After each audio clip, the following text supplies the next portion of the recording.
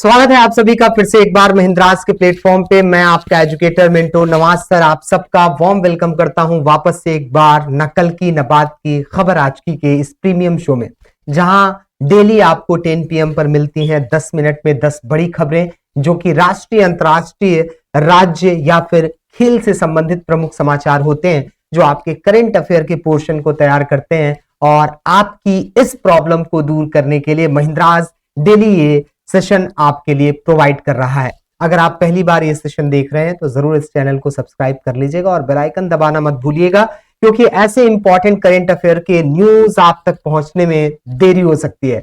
ऐसे में चलिए स्टार्ट करते हैं आज का यह सेशन, जिसमें देख लेते हैं कौन कौन से प्रमुख न्यूज हैं जो आज के लिए हमारे करंट अफेयर की नोट्स की शोभा बढ़ाने वाले हैं। तो आइए स्टार्ट करते हैं आज की न्यूज। आज की पहली न्यूज है हमारी, आज से पटना में 2 दिवसीय 50वां कहते हैं 85 अखिल भारतीय पीठासीन अधिकारी का सम्मेलन शुरू हो रहा है। ये 50वां जो अखिल भारतीय पीठासीन अधिकारियों का सम्मेलन है, ये अपने आप में एक बड़ी उपलब्धि है भारत की, कि भारत लगातार अपने संविधान को फॉलो करता आ रहा है। वहीं बगल में नेपाल, पाकिस्तान और श्रीलंका जैसे देशों में लगातार संविधान बदलते रहे हैं और संविधान आज तक सही से काम नहीं कर रहे हैं। उसी के बरक्स अगर दूसरी तरफ देखा जाए तो भारत का संविधान बहुत बेहतरीन तरीके से काम कर रहा है, और कहते हैं कि भारत में बेहतरीन तरीके से संविधान का काम करना और संविधान ने विधायिका को जो शक्तियां दी हैं, उस विधायिका के तहत जो स्पीकर्स होते हैं वो जब अच्छे से काम करते हैं तो सदन अच्छे से चलता है, कानून अच्छे से बनते हैं, और फिर ये कानून का बनना और सदन का अच्छा चलना ये संविधान की एक बड़ी उपलब्धि होती है। हमेशा अखिल भारतीय पीठासीन अधिकारी यानी जितने भी स्टेट लेवल पे विधान सभाएं हैं, उनके अध्यक्ष, स्पीकर और विधान परिषद जो 6 राज्यों में अवस्थित हैं, उनके सभापति मिलते हैं। साथ ही साथ देश के लोकसभा के स्पीकर इस पीठासीन अधिकारियों के सम्मेलन के अध्यक्ष हुआ करते हैं। इस बार जो 50वां अखिल भारतीय पीठासीन अधिकारियों का सम्मेलन पटना, बिहार में आयोजित हो रहा है, वह बहुत जल्द आज ही के दिन उद्घाटन होने वाला है, और यह विधानसभा सेंट्रल हॉल बिहार में ही आयोजित किया जा रहा है, जो कि 20 से 21 जनवरी के बीच 2 दिवसीय सम्मेलन चलने वाला है। लोकसभा अध्यक्ष ओम बिरला समेत सभी राज्यों के विधानसभा के अध्यक्ष इस बैठक में शामिल होंगे, जहां संसद और विधायिका पर चर्चा की जाएगी तथा उनसे रिलेटेड जो रिफॉर्म करने हैं, जो वाद विवाद होते हैं और सदन का कार्य और सदन का समय बर्बाद होता है, उस समय को बेहतर तरीके से यूज किया जा सके, इस पर व्यापक चर्चा और विमर्श होनी है। तो ओम बिरला लोकसभा अध्यक्ष बिहार पहुंच चुके हैं और 50वें अखिल भारतीय पीठासीन अधिकारियों के सम्मेलन का उद्घाटन भी आज कर चुके हैं। तो ये आपको नोट कर लेना चाहिए, क्योंकि यह भी हमारे कहीं ना कहीं करंट अफेयर और स्टैटिक जीके के पोर्शन से जुड़ा हुआ है। अगली न्यूज की तरफ आगे बढ़ते हैं। अगली न्यूज है हमारी वर्ल्ड बैंक से संबंधित। पिछले दिनों हमने IMF को कवर किया था, इंटरनेशनल मॉनेटरी फंड को। आज हम वर्ल्ड बैंक को कवर कर रहे हैं।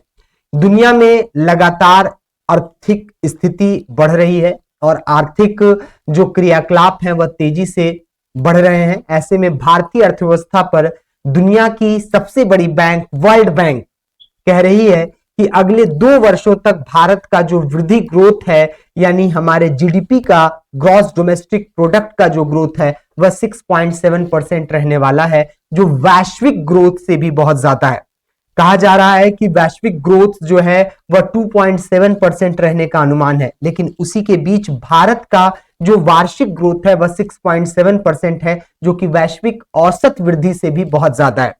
ये बात वर्ल्ड बैंक ने ग्लोबल इकोनॉमिक प्रोस्पेक्टस रिपोर्ट में कही है। क्या आप जानते हैं वर्ल्ड बैंक कई सारे रिपोर्ट्स जारी करता है और हमारे एग्जामिनेशन में अक्सर रिपोर्ट से रिलेटेड क्वेश्चन पूछ लिए जाते हैं। ऐसे में ग्लोबल इकोनॉमिक प्रोस्पेक्टस रिपोर्ट कौन जारी करता है, अगर ये क्वेश्चन आए तो आप वर्ल्ड बैंक का नाम देखकर उस ऑप्शन पर क्लिक करके अपना राइट आंसर प्राप्त कर सकते हैं।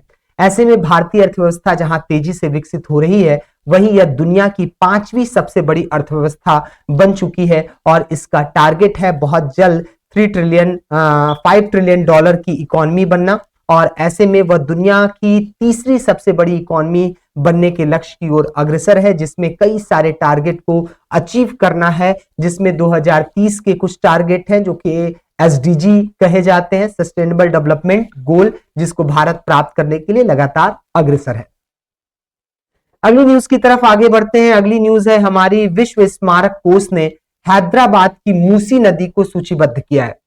मूसी नदी वही जिसके किनारे हैदराबाद अवस्थित है, और इसे विश्व स्मारक कोष में शामिल किया जाना अपने आप में एक चिंता का भी विषय है, और साथ ही साथ ये विश्व स्मारक कोष ऐसी नदियों को और ऐसे मॉन्यूमेंट्स को शामिल करता है जो कंसर्न वाले हों और जिन पर खतरा मंडरा रहा हो। ऐसे में विश्व स्मारक निगरानी सूची में शामिल किया जाना यह बताता है कि अपने आप में एक महत्वपूर्ण नदी है, जो भारत की एक पुरातन और कही जाए कि आधुनिक भारत की भी एक प्रमुख शहर रही हैदराबाद, जो कि हैदराबाद निजाम से संबंधित था।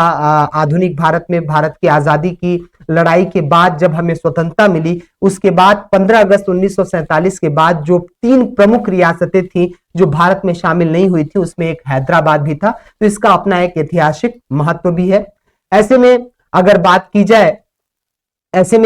की जाए आपके इस संगठन की, तो ये न्यूयॉर्क में स्थित एक संगठन है, और इसमें ऐसे लोगों को, ऐसे नदियों को शामिल किया जाता है जो पर्यावरणीय चुनौतियां और शहरी विकास के बीच संरक्षण के प्रयास की आवश्यकता को दर्शाते हैं। साथ ही साथ इसकी विरासत और संरचना को पुनर्जीवित करने के लिए योजनाओं को और मजबूत तरीके से लागू करने पर प्रेरित करती है, और सरकारों के लिए यह कंसर्न का मुद्दा होता है कि वह जब भी इस तरह की कोई सूची आए तो उस पर कंसर्न लें और अपने देश के मॉन्यूमेंट्स और रिवर के उद्धार पर काम करें, उसके पर्यावरणीय संरक्षण पर फोकस करना चाहिए, क्योंकि नदियां संस्कृतियों की परिचायक होती हैं। भारत हो या दुनिया, विश्व की सभी सभ्यताएं किसी न किसी नदियों के किनारे ही बसी फली फूली हैं। जैसे भारत की सिंधु घाटी की सभ्यता या सिंधु नदी और उसके रिवर सिस्टम के साथ साथ डेवलप हुई, और उन्हीं के विकास की वजह से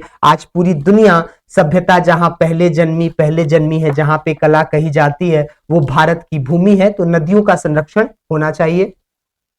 अगली न्यूज की तरफ आगे बढ़ते हैं। अगली न्यूज है हमारी, सीआरपीएफ के नए महानिदेशक नियुक्त किए गए हैं ज्ञानेंद्र प्रताप सिंह। ज्ञानेंद्र प्रताप सिंह असम कैडर के और मेघालय कैडर के 1991 बैच के भारतीय पुलिस सेवा आईपीएस अधिकारी हैं, जिन्हें केंद्रीय रिजर्व पुलिस सीआरपीएफ का महानिदेशक नियुक्त किया गया है। इससे पहले यह असम के डीजीपी थे। अब इन्हें सीआरपीएफ की कमान सौंपी गई है, जो कि अपने आप में एक बड़ा पोस्ट है। सीआरपीएफ की बात अगर की जाए तो यह क्राउन पुलिस के रूप में एस्टैब्लिश हुई थी 27 जुलाई को 1939 में। बाद में जब भारत आजाद हो गया तो 28 दिसंबर 1949 को सीआरपीएफ एक्ट पास किया गया था, और उसके तहत इसका नाम बदलकर केंद्रीय रिजर्व पुलिस बल यानी सीआरपीएफ कर दिया गया था, जिसका ध्येय वाक्य है सेवा और निष्ठा। इस तरह से कई सारी बटालियन और रिजर्व पुलिस जैसे जो फोर्सेस होते हैं, उनके ऑर्गेनाइजेशन, उनका सपोर्ट, उनके ध्येय वाक्य और उनके स्टैब्लिशमेंट से रिलेटेड क्वेश्चन अक्सर एग्जामिनेशन में देखे जाते हैं। तो आप जरूर इनके ध्येय वाक्य और इनके एस्टैब्लिशमेंट को अच्छे से नोट कर लीजिएगा।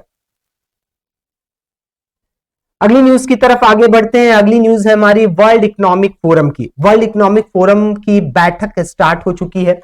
दुनिया भर के 60 से ज्यादा शीर्ष राजनेता इस बैठक में शामिल होने वाले हैं।